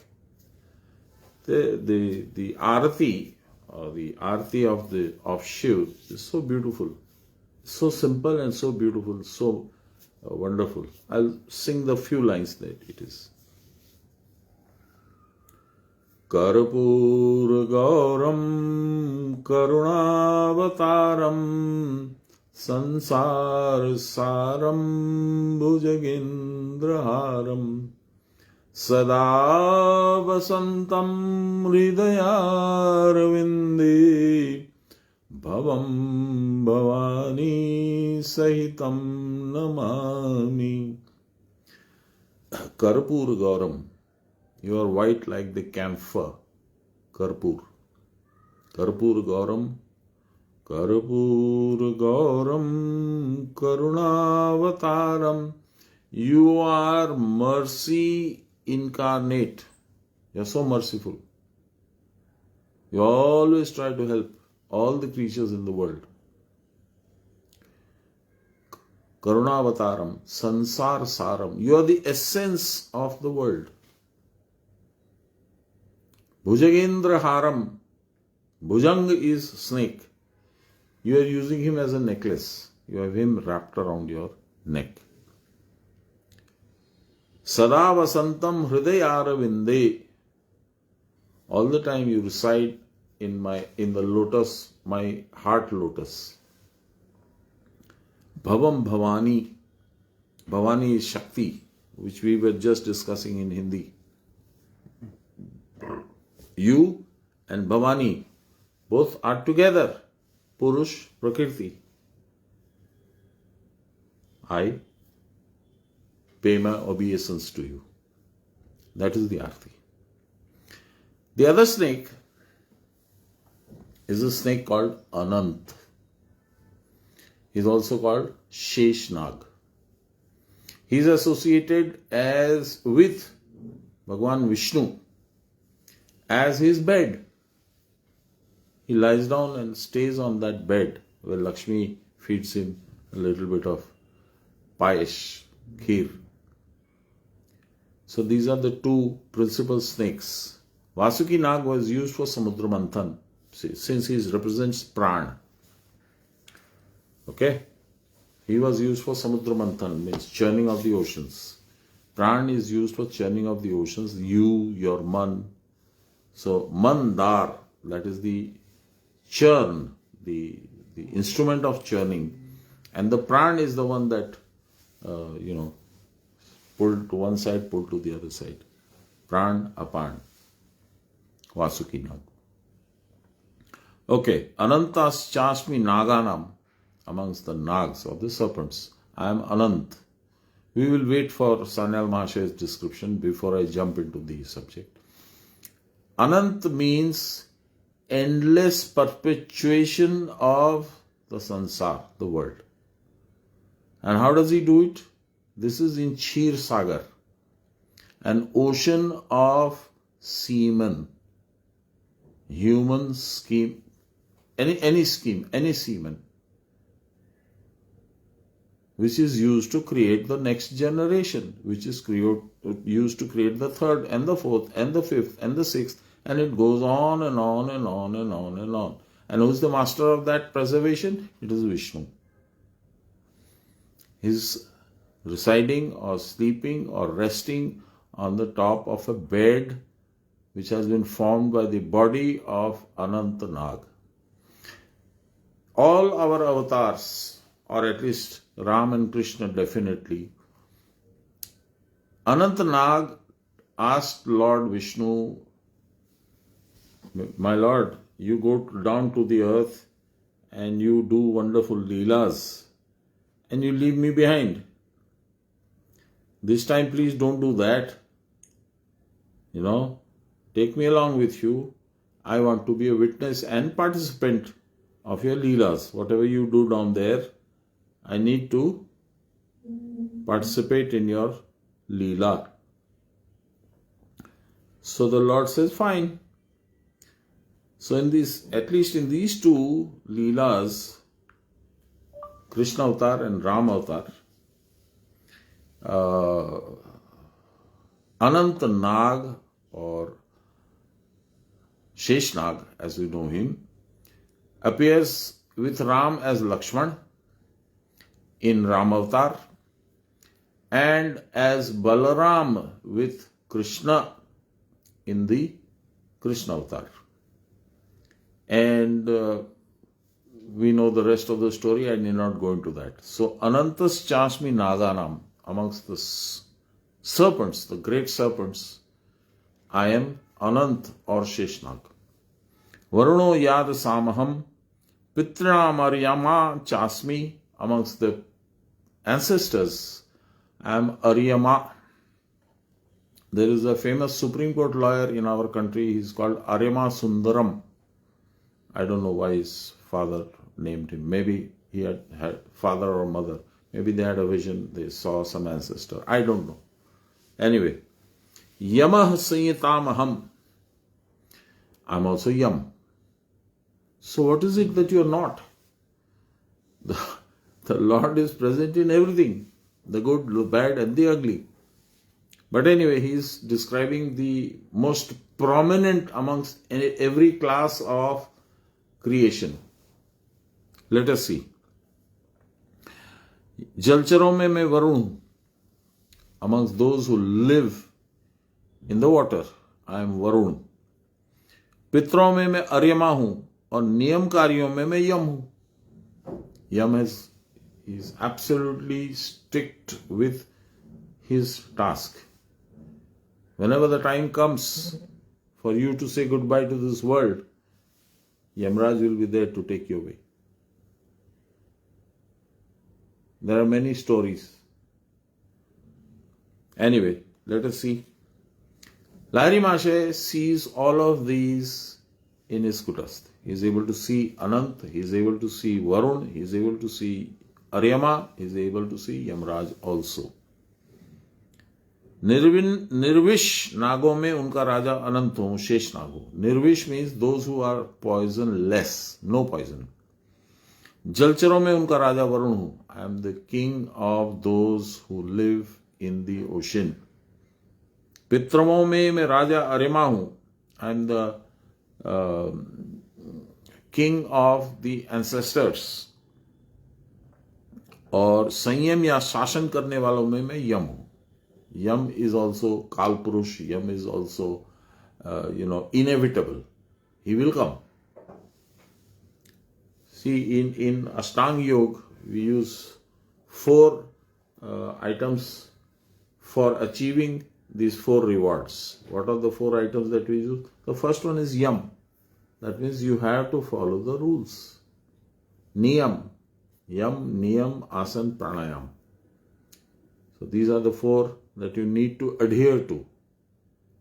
Yam means I must do it all the time, as directed by my Guru. Every morning, every evening possibly, but evening is optional. We have made ourselves optional. He has said do it 2 times if possible. He knows if we don't follow his instructions strictly, then it will cause us some amount of dosh. However, Yam means every morning I must sit for sun. Niyam is rules. What, when, how much, quantity, type of sitting, how you sit, facing what direction, and so on and so forth. Yam, Niyam, Asan, you must use your Asan. And Pranayam, you must do Pranayam. So he says, निर्विश नागों में राजा अनंत शेषनाग हूं. मैं जलचरों में संयम या शासन करने वालों में मैं यम हूं. ओके. अनंतनाग दिखता है कारणबारी ऋचा अर्थात गले से भ्रू पर्यंत, गले से भ्रू पर्यंत।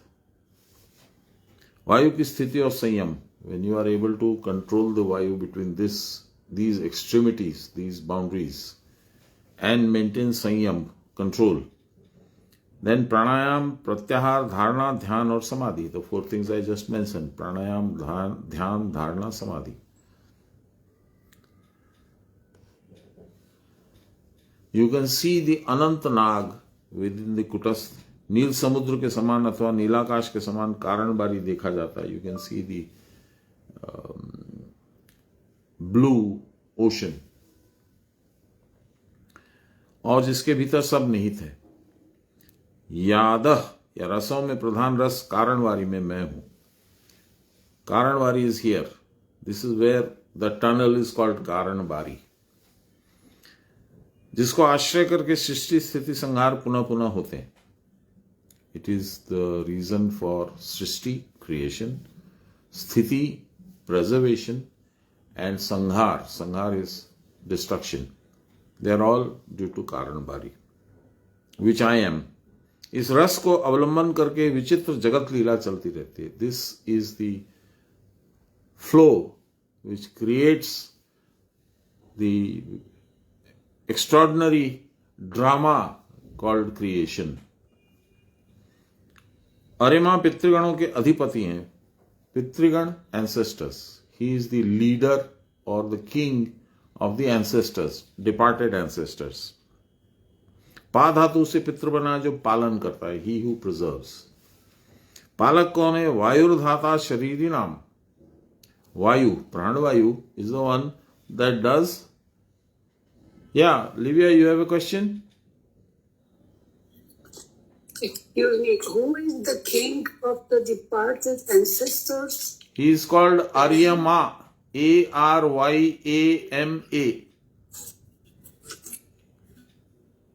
Okay? Thank you. Okay. Aryama पितृगणों के अधिपति हैं. He is the chieftain, king, whatever you like to call it. पा धातु से पितृ बना जो पालन करता है. The Pitars or the ancestors preserve their clan. That is what we believe in. You know, everybody doesn't go straight away and meet the Lord Almighty, Formless One. No. We go to different stages based on our different kinds of karma. The lowest and just the next step to the Mrityulok, the world we are in, live the ancestors. And we spend a lot of time propitiating them, offering them during 15 days of Pitripaksh, and on the date of their departure we offer them water. I remember one time, I don't normally dream, I'm a very dreamless person, but one day I had a dream, as if I'm about to leave one particular room where some of my seniors are having a meeting. And suddenly one of the seniors turns around and says, "You are going outside?" I said, "Yes." And this is in my dream. And he said, "My son, so-and-so, you will see outside. Ask him to give me a glass of water." So the ancestors sometimes want water to be given. This is why we do tarpan. We offer water to our ancestors. And there is a famous quote which Shah Jahan, the Mughal ruler, told his own son Aurangzeb, "You just allow me one small pot of water throughout 24 hours. These kafirs, these Hindus are much better. I am alive and you offer me so much little limited water. And these Hindus offer water to even their departed ancestors." It's a famous saying, much quoted in some of the social media also. So the one person who is, or one, one power that preserves you, maintains you, is Pran. Pran is a form of Vayu. As long as you have this Pran, you are alive.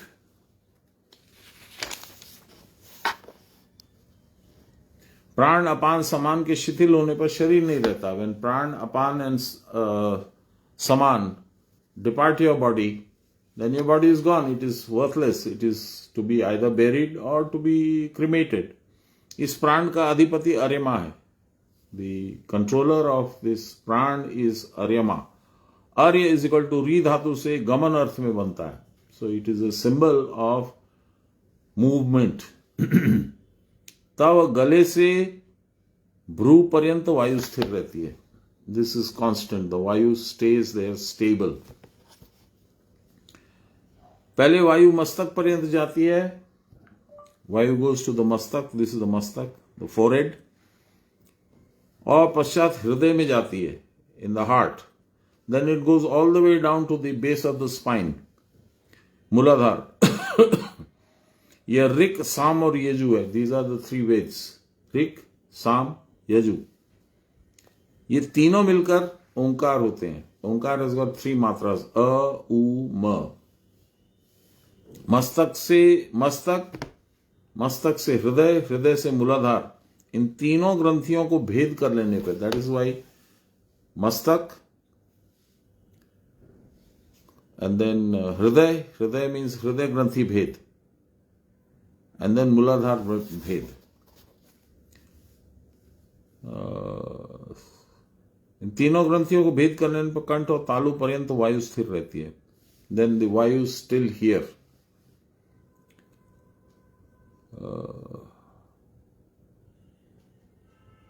This is called richa or savitri.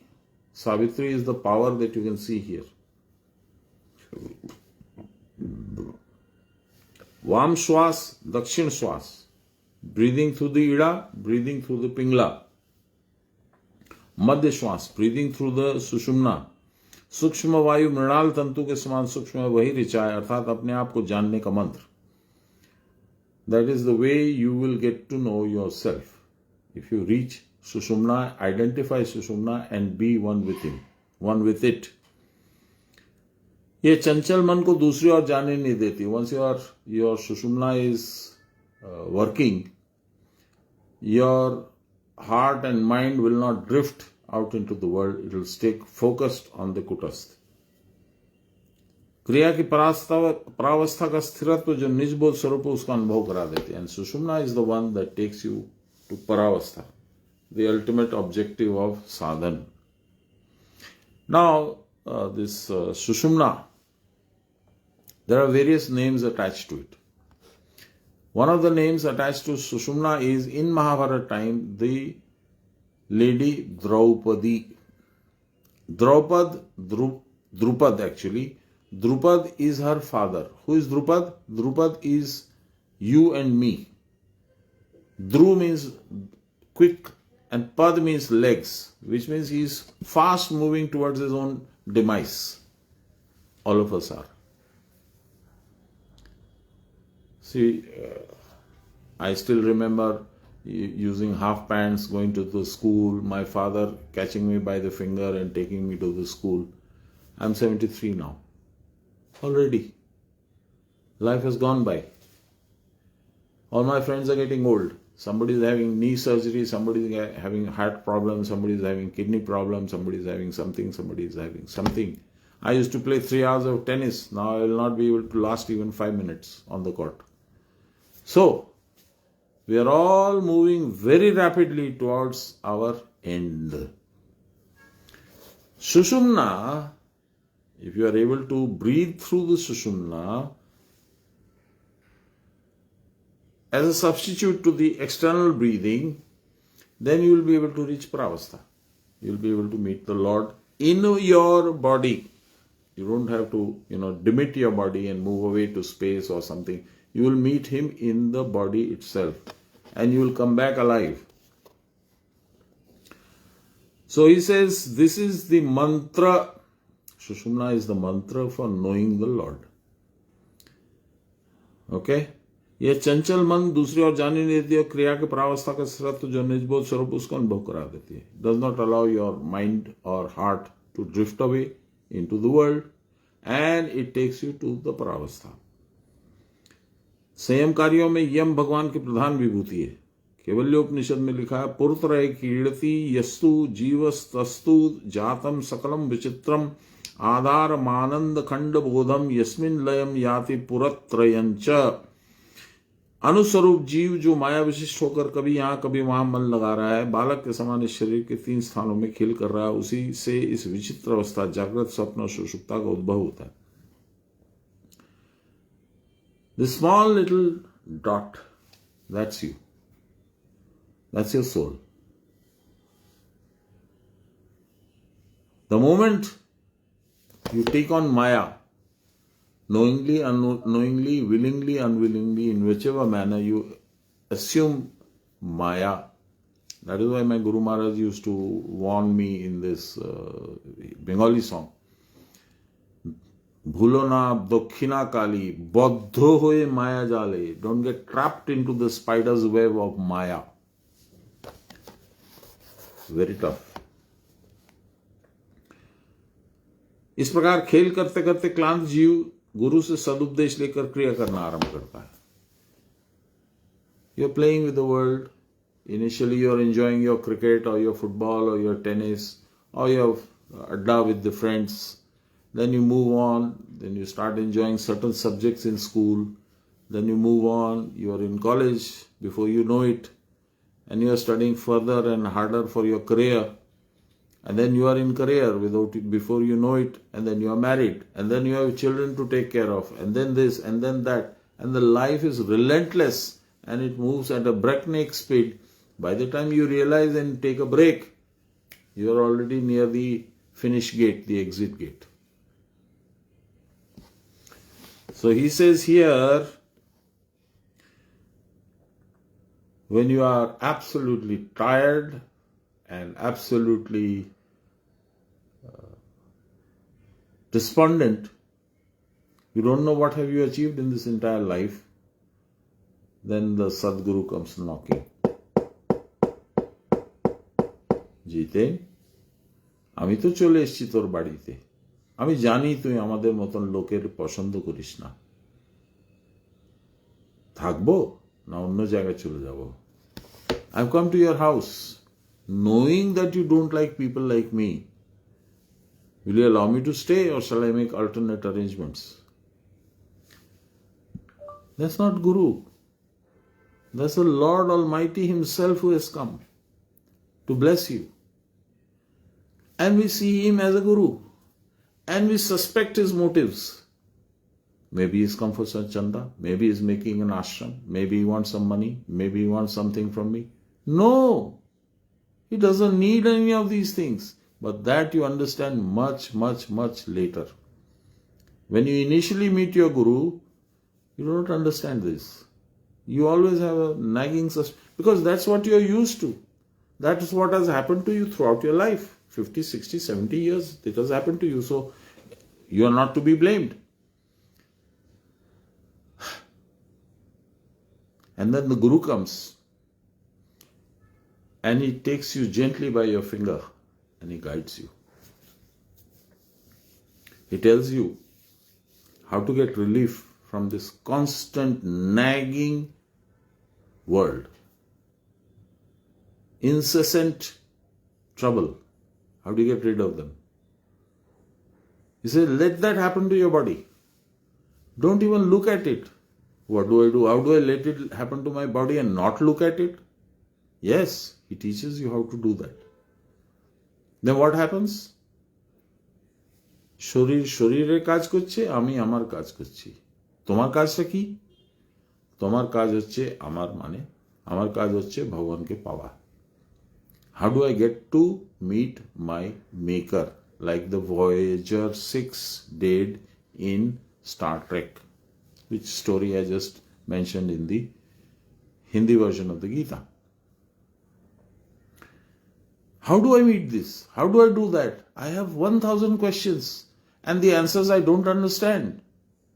I don't even believe in some of those answers. I'm incredulous. He's making it sound so simple. Is it that simple? It is. If you have constantly touched his feet, held his feet, Baba, guide me through this. Baba, please help me. I'm devastated. I'm famished. I'm hungry. And I'm troubled and fatigued. Please help me. He'll put his hand on your head and say, Kishe tension re? What are you worried about? Where is your tension? What is the reason for your tension? Don't worry about it. Everything is fixed up.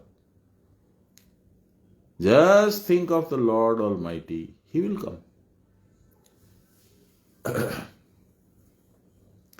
Kabir Das ji has said this as well. He has said, Birhan jalti dekhkar sai aave dhai. If you are pining for the Lord, if you have that much, I pine for my beloved. That is what normally we do. Before the wife becomes the wife, she is the beloved. You're engaged and you think about her and you dream about her and you want her by your side. That kind of pining, if you are able to achieve for the Lord, Kabir says, when you're burning in your desire, you're not getting to meet him,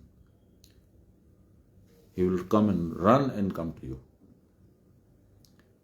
Birhan jalti dekhkar sai aave dhai.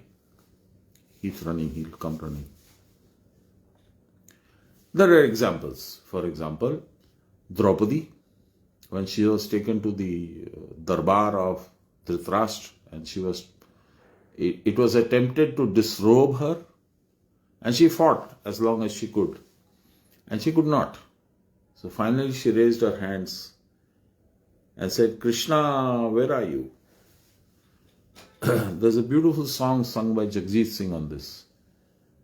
Karuna kar Draupadi pukari. O Lord, have mercy on me, Draupadi shouted out.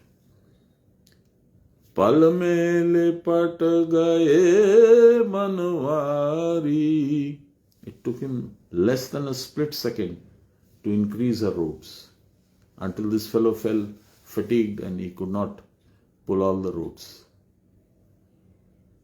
Another example is Gaj and Grah. All of you must have heard of this story where this elephant is caught by the alligator. The elephant is trying to drag this the crocodile, alligator, out, and he's trying to drag him into the water. And then all the elephants come and they combine their strength and try to pull this elephant out, and they do not succeed. When they have tried all and failed, the elephant shouts out to the Lord and he rushes on his aeroplane, the Garud, the bird, and uses his Sudarshan Chakra to cut the neck of the elephant, the crocodile. So you have to submit to it. That is what I am trying to explain by these two stories. There are many others. So he says, the Klant Jeev, the fatigued person, ultimately obtains sermons and the kripa of the Guru.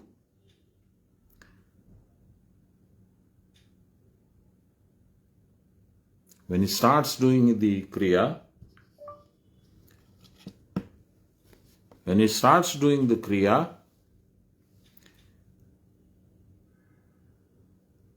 then there are these three bhuvans: corporal body, the ethereal body, and the tag body. What happens to them? As long as they exist,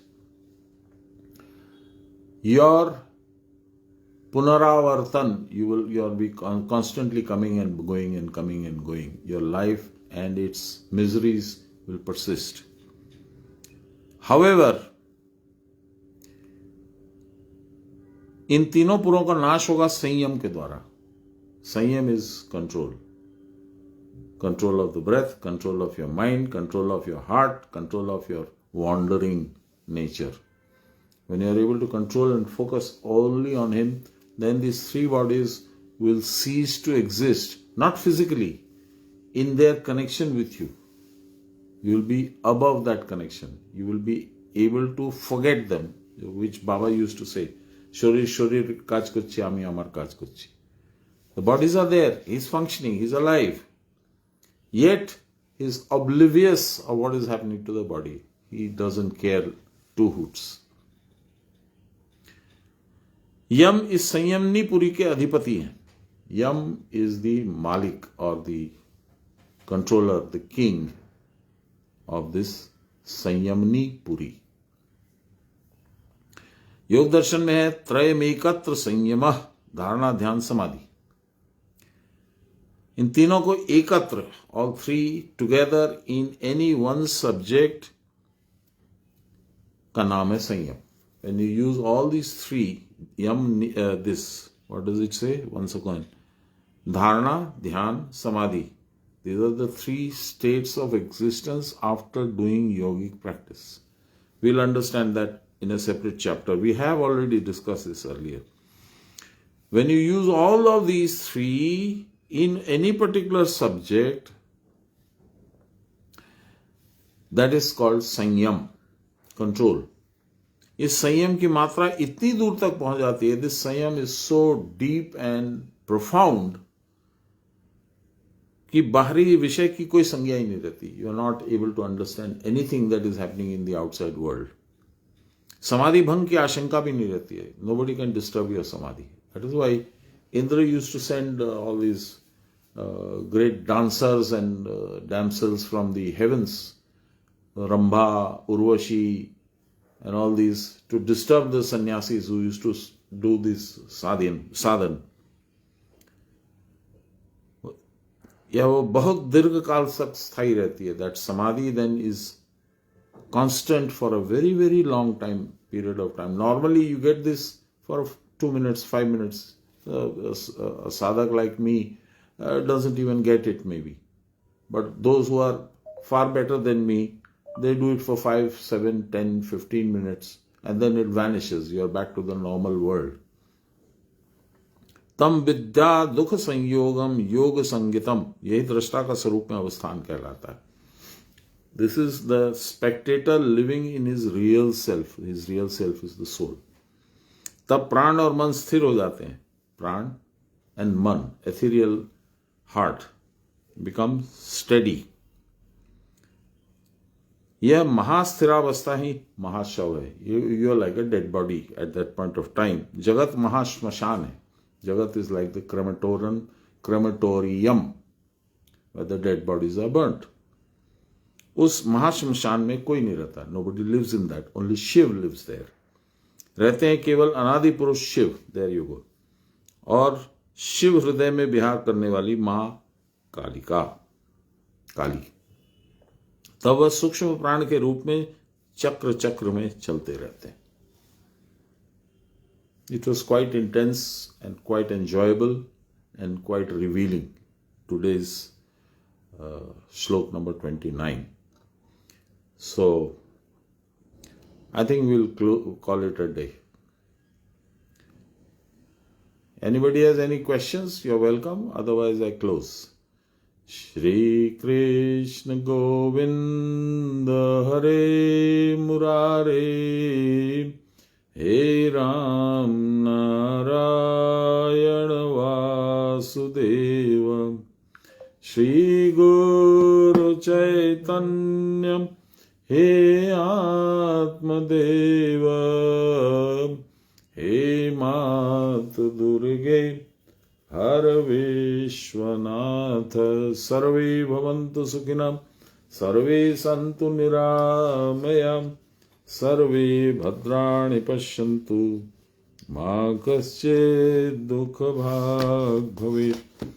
असतो मा सद्गमय, तमसो मा ज्योतिर्गमय, मृत्योर्मामृतं गमय. आविराभिमहीधि. बोलिए प्रेम से गुरु महाराज की जय. परम गुरुदेव की जय, परात्पर गुरुदेव की जय, परमेष्टि गुरुदेव की जय, आदि गुरुदेव की जय, गुरु माता की जय। हर हर Mahadev. Jai Guru Baba. Jai Guru everybody.